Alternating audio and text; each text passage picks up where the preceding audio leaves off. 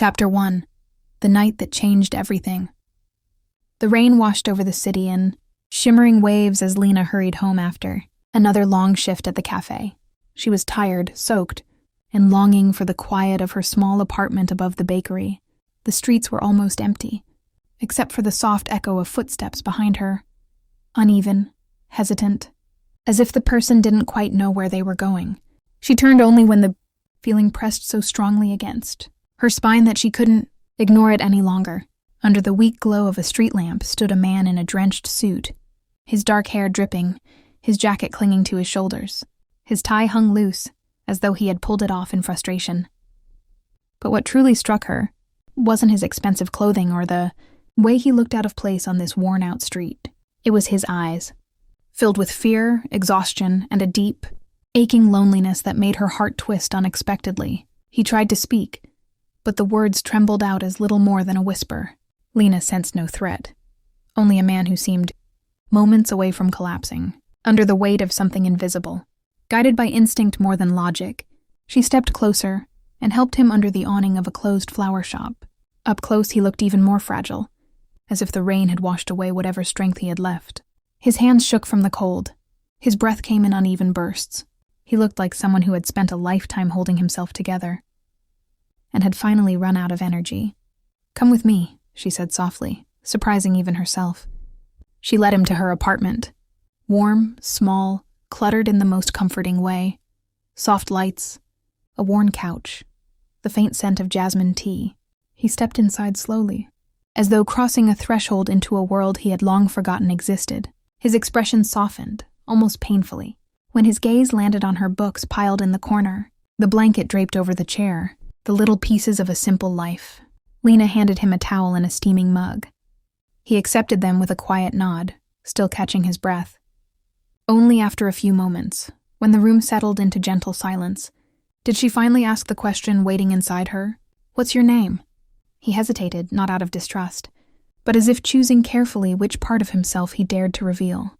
"Adrian," he said finally, and the name slipped out like a secret. He didn't offer anything else, and Lena didn't push. Something about him made her want to give him space, warmth, and safety, even though she had no idea who he truly was, nor what storm had driven him into the rain. She only knew one thing. This night, so ordinary at first, had quietly shifted the course of both their lives. Chapter 2. A Quiet Bond. Growing in the Shadows. The next day, Lena tried to convince herself that the stranger from the storm was just a moment pulled out of an unusual night. Yet she kept wondering if he was all right, if she would ever see him again. She got her answer sooner than expected. Late in the afternoon, the cafe door opened with a gentle chime, and Adrian walked in. No rain, no shaking hands, but the same quiet look in his eyes, the kind that carried both relief and gratitude. When she smiled at him, something softened in his face, as if he had been hoping for that reaction all day. She brought him tea, and he listened to her talk with a focus that felt strangely comforting. Adrian wasn't a man who filled silence with noise. He absorbed it, letting her words settle softly between them. Every now and then, Lena caught him studying the cafe like it was a place he had longed for without knowing it. When the last customers left, he remained seated, fingers wrapped around the empty cup, as though he didn't want the moment to end. "You didn't have to come back," she said. "I know," he replied quietly, "but yesterday mattered to me." There was vulnerability in his voice, the kind that made her heart ache in ways she didn't expect. She sat near him, and their shoulders almost brushed. The cafe lights dimmed and the city outside hummed gently. Adrian reached out carefully as if afraid he might scare her away. His fingertips brushed hers, hesitant, warm. Lena didn't pull back. Their hands intertwined naturally, as though they had done it many times before. When she walked him out later, they paused under a street lamp. He stepped closer, searching her eyes for permission he didn't need to ask for. She gave it with a small nod. Their lips met in a gentle, lingering kiss. Soft, warm, and full of unspoken emotion. A kiss that seemed to say more than either of them dared to speak aloud. When they pulled apart, Adrian breathed out shakily. "I don't understand this," he whispered. "Neither do I," she replied. But both of them felt the truth settling quietly. Something real had begun that night. something neither of them was prepared to stop.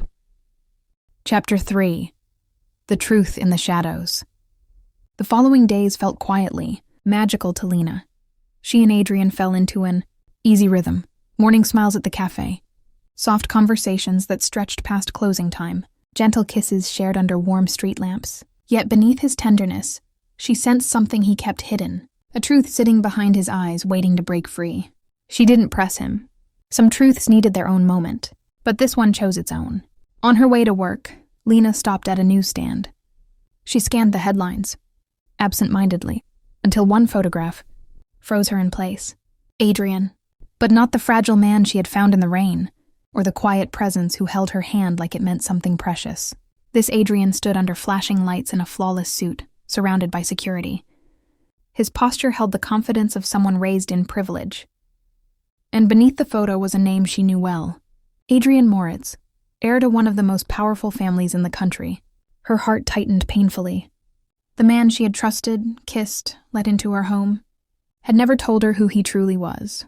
By the time she reached the cafe, her thoughts spun in tangled circles of hurt and confusion. She tried to steady her hands, but every cup she touched trembled. Why hadn't he trusted her? Why let her fall for a version of him built on silence? The bell above the door chimed. Adrian walked in. Hope lit his face, until he saw the newspaper lying on the counter. His expression collapsed instantly, as though someone had pulled the ground out from under him. "Lena," he whispered, "please, let me explain." She stepped back. Her chest burned, but her voice stayed steady. "So your name isn't just Adrian?" He froze, guilt darkening his features. "I didn't lie about us," he said quietly. "I only hid my name. People never see me, only my family. I didn't want you to look at me that way. But you never gave me the chance," she whispered. Silence settled between them, heavy, painful, final. He reached toward her, but she lifted her hand slightly, asking him not to. "You let me trust someone who wasn't honest with me," she said softly. "I cared for you, and you hid the biggest part of who you are." Tears threatened, so she turned before they could fall. "I need time." She walked past him and disappeared into the back room. He didn't follow. He only watched her leave, realizing with a sharp, aching clarity that by hiding the truth, he had pushed away the one person who had seen him as a man, not a name.